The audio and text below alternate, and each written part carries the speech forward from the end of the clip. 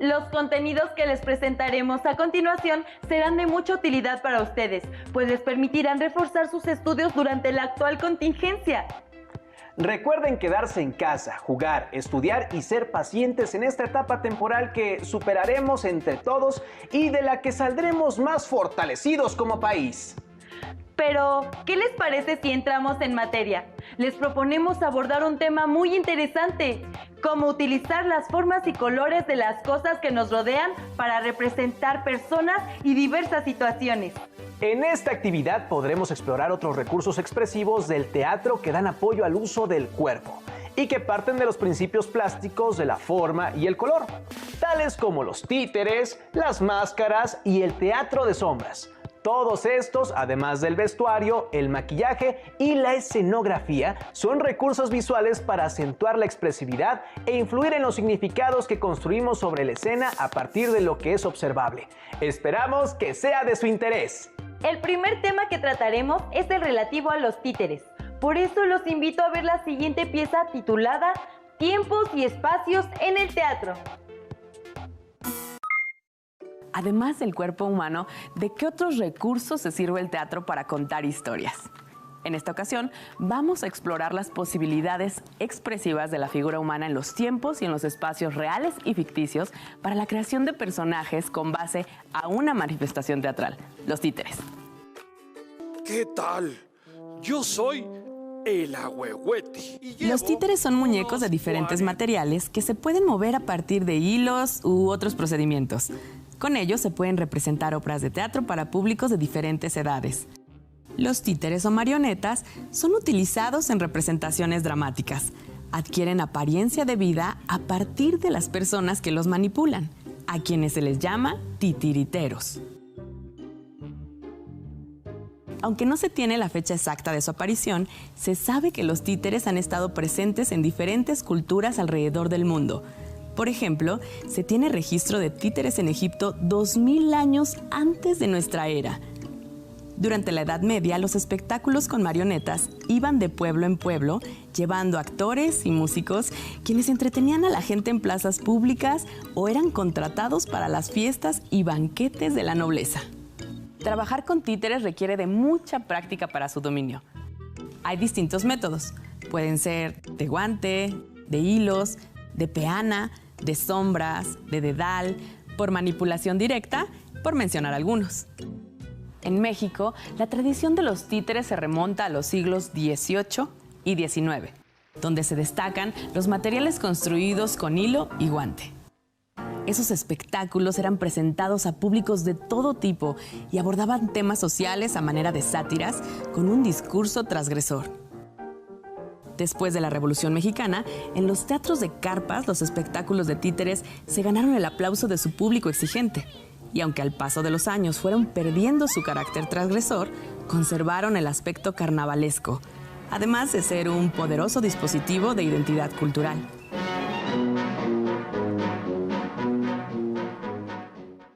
Los títeres de guante, como su nombre lo dice, son aquellos que tienen forma de guante. Lo que hace el titiritero es introducir su mano en ellos para luego manipularlos. Estos títeres podemos construirlos de prenda de uso común, que cubran la mano y que le permitan la movilidad. ¿Qué es lo que hace el movimiento de la mano? Pues le da la apariencia de darle vida al títere, además de la voz que le da el titiritero. Veamos el proceso de elaboración del títere paso por paso. Paso 1. Elaboración de fichas del personaje, donde debemos tomar en cuenta el nombre del personaje, cómo se viste, cuál es su oficio, cómo habla, cómo es su carácter, cómo es su ritmo al caminar, qué rasgo particular tiene. Paso 2. Construcción del títere. Los materiales que utilizaremos son la base de un rollo de papel higiénico, un guante o tela que sirva como guante, plumones de colores, pegamento y sobrantes de tela. Realizaremos 3 dibujos de personajes a partir del modelado de la plantilla que se observa en la imagen. Observen que la cabeza tiene la forma de la base de un rollo de papel y el cuerpo tiene 2 extremidades. Se elaborará el cuerpo del títere a partir del guante. o el vestido de mano a manera de guante. Tomen en cuenta las características que fueron escritas en la ficha que realizaron del personaje. El tercer paso es la preparación del espacio de la presentación, con la construcción de un teatrino improvisado. Aquí vamos a presentar los títeres. Cada uno pasará atrás del teatrino y hará una breve presentación de su personaje. Hola, yo soy el amigo Pepillo y la verdad somos muy chaquetos.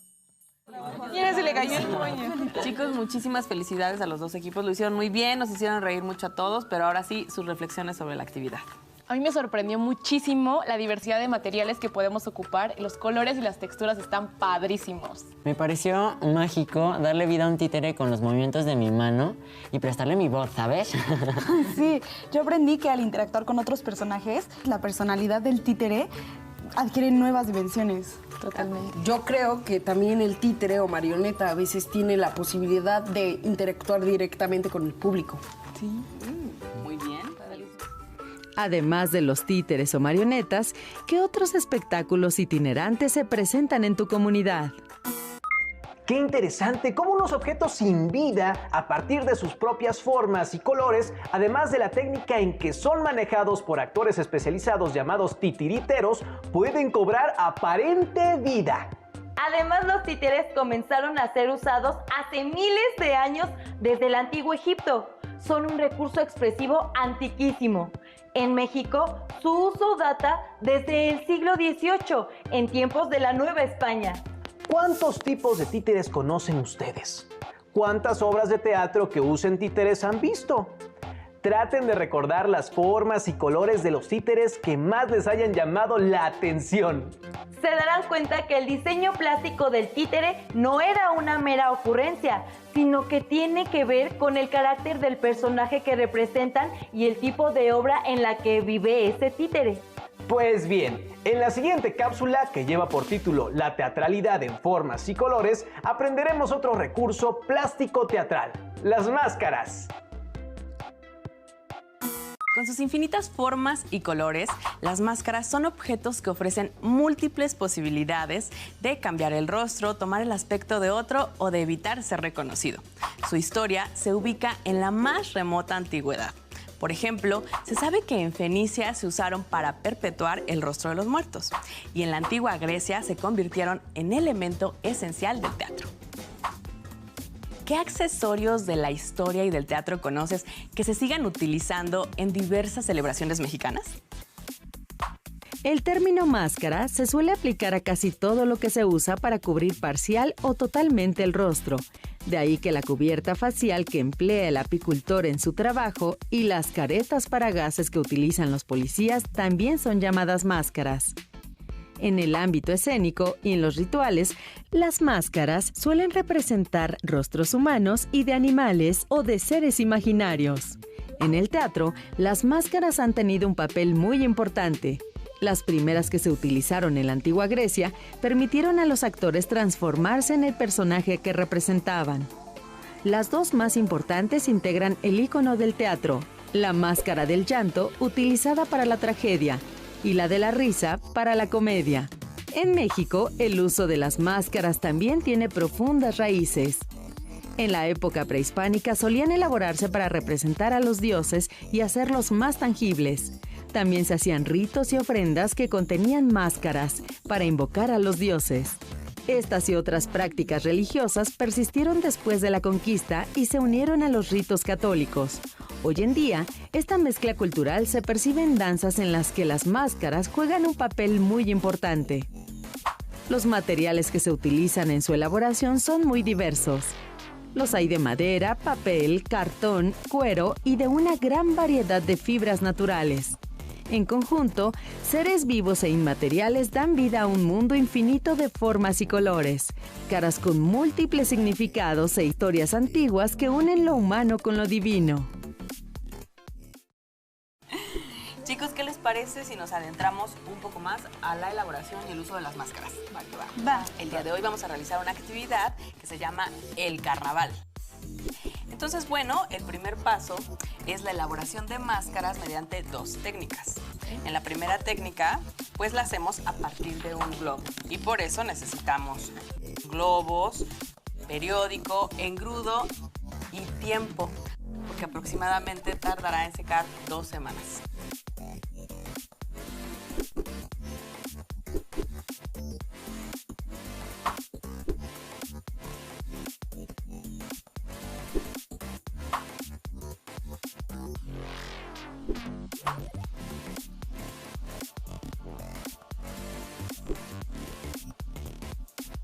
Para la segunda técnica solo ocuparemos esta caja de cartón, colores y nos llevará aproximadamente un par de horas. ¿Ok? ¿Están listos? Sí. Ok, pueden ocupar en las 2 técnicas el material de reuso que ustedes quieran. Perfecto. Vamos, adelante.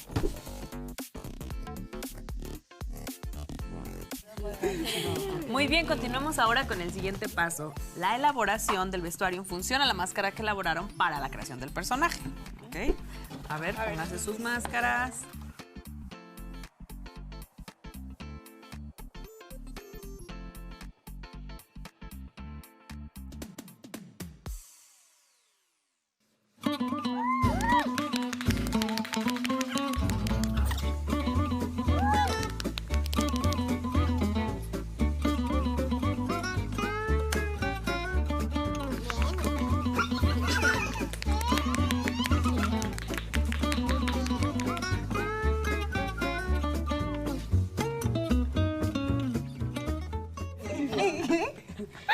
Ahora sí, chicos, me gustaría escuchar sus comentarios. Bien, a mí me pareció increíble conocer esta nueva faceta del teatro. O sea, elaborar máscaras me parece un oficio súper interesante, además de que requiere mucha creatividad, investigación y sobre todo dedicación. Pues a mí mi abuelo me contó que en la época prehispánica los guerreros jaguares, a través de sus máscaras, adquirían el poder y las características de los jaguares. Como si cada máscara tuviera su propio poder y su propia magia. A mí me recordó cuando fui a las fiestas de Chantolo. Fui con mi familia y había muchos tipos de máscaras. Fue impresionante. Pues todos aprendimos algo muy interesante el día de hoy. Genial actividad. ¿Cuáles festividades mexicanas conoces en las que se utilicen máscaras? Las máscaras, al igual que el teatro, tienen orígenes rituales. Se usaban para entierros, festividades agrícolas, así como para rememorar actos terribles que los pueblos antiguos habían experimentado. También las utilizaban para recordar los mejores y más importantes momentos que vivieron. De hecho, las máscaras en el teatro griego tenían una doble función: representar el rostro del personaje y servir como un amplificador de la voz de los actores, como un altavoz. También hay que contemplar que las máscaras son muy importantes, no solo para el teatro, sino también para la danza, las artes visuales y la música. Muy bien, este tema puede extenderse aún más, pero ¿qué otra manera existe para que las formas y los colores sean teatralizados? Hasta ahora hemos visto los títeres y las máscaras. ¿Qué les parece si revisamos un tercer recurso? El teatro de sombras. Lo haremos en la cápsula Posibilidades de la teatralidad. ¿Alguna vez has contado historias representadas con tus manos o con otros objetos? Veamos algunas nociones sobre el teatro de sombras. En la prehistoria se encuentra el origen del teatro de sombras cuando los primeros hombres proyectaban sobre las paredes de cavernas las sombras de sus cuerpos y manos.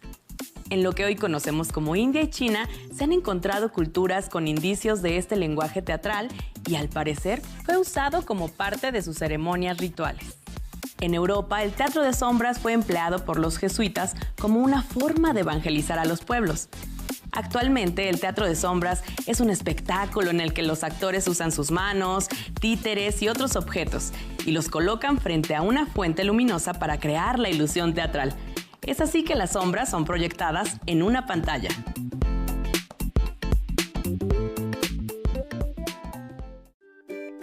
Para esta primera actividad, cada uno de ustedes va a escoger 2 objetos de sus mochilas, los primeros que encuentren. Con el primer objeto van a hacer una exploración de sus características para luego acompañarlo con diversas calidades de movimientos según el ritmo de la música. Si lo desean, le pueden agregar algún elemento para darle una personalidad al objeto. Harán lo mismo con el otro objeto y con diferentes tipos de música.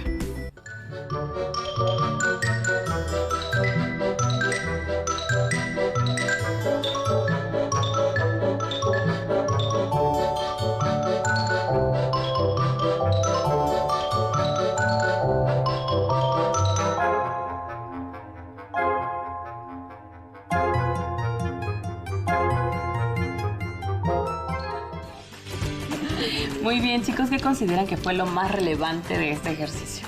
A mí me hizo recordar cuando manejamos los títeres, pues ya que al manipularlos parece que los objetos cobran vida.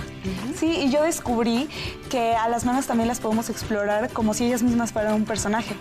Claro, por supuesto. Para esta segunda actividad vamos a necesitar oscurecer el aula lo más posible.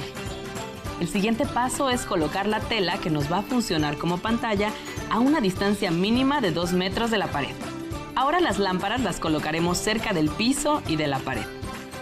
Nos colocamos todos al otro lado de la pantalla. Cada equipo de 3 o 4 integrantes se colocará detrás de la pantalla y contará con un máximo de 3 minutos para realizar exploraciones libres con manos y objetos. Esto tiene como fin crear diversas figuras con las sombras que se proyecten sobre la pantalla.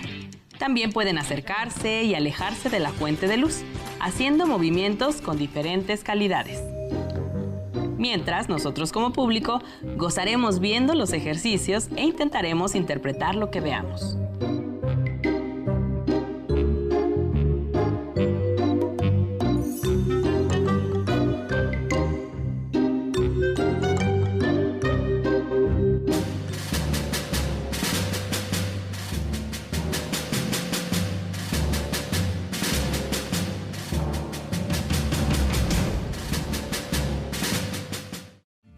Toda actividad creativa nos deja experiencias, nos genera reflexiones, así que díganme, ¿qué les inspiró esta actividad? Yo. El primer ejercicio nos permitió reconocer el objeto, sus características, cómo podría moverse si cobrara vida en una obra de teatro. O sea, para mí fue como manejar un títere. A mí me llamó muchísimo la atención la infinidad de figuras que podemos hacer con nuestras manos, sobre todo en el trabajo con sombras, como si nuestras manos se transformaran. Sí, y yo vi que no solo los compañeros que hicieron las formas tenían mucha imaginación, sino que también a nosotros como público nos hacían imaginar la historia con ellos. Yo recordé que jugamos algo así cuando se va la luz en mi casa y prendemos las velas y está súper padrísimo. Así es. Estas actividades nos servirán para la realización del proyecto que vamos a desarrollar como propuesta teatral, la cual tiene que responder la siguiente pregunta. ¿Qué historia de tu comunidad podrías contar con el teatro de sombras? Seguramente ustedes también han jugado con su sombra y la sombra de diversos objetos. Ahora bien, hemos visto 3 recursos para teatralizar: títeres, máscaras y teatro de sombras. En su casa pueden experimentar con ellos. Por ejemplo, usar sus juguetes como títeres, fabricar máscaras con papel o cartón y jugar con sus sombras, proyectadas en el piso o la pared. Elijan alguno de estos con base en su forma y color. Para ello, pregúntense lo siguiente: ¿qué forma y color tiene el juguete que han escogido? ¿Por qué es interesante? ¿Qué forma queremos que tenga la máscara y de qué color? ¿Qué formas podemos proyectar como sombras? Recuerden que solo tienen que seleccionar un tipo de recurso, no todos a la vez. Una vez que hayan probado estos recursos en compañía de su familia, jueguen a improvisar situaciones divertidas. Recuerden que cada juguete o máscara o sombra proyectada puede ser un personaje determinado. Procuren que las formas y colores de los recursos que hayan seleccionado sean coherentes con el personaje que han inventado, así como con la circunstancia en la que se mueve.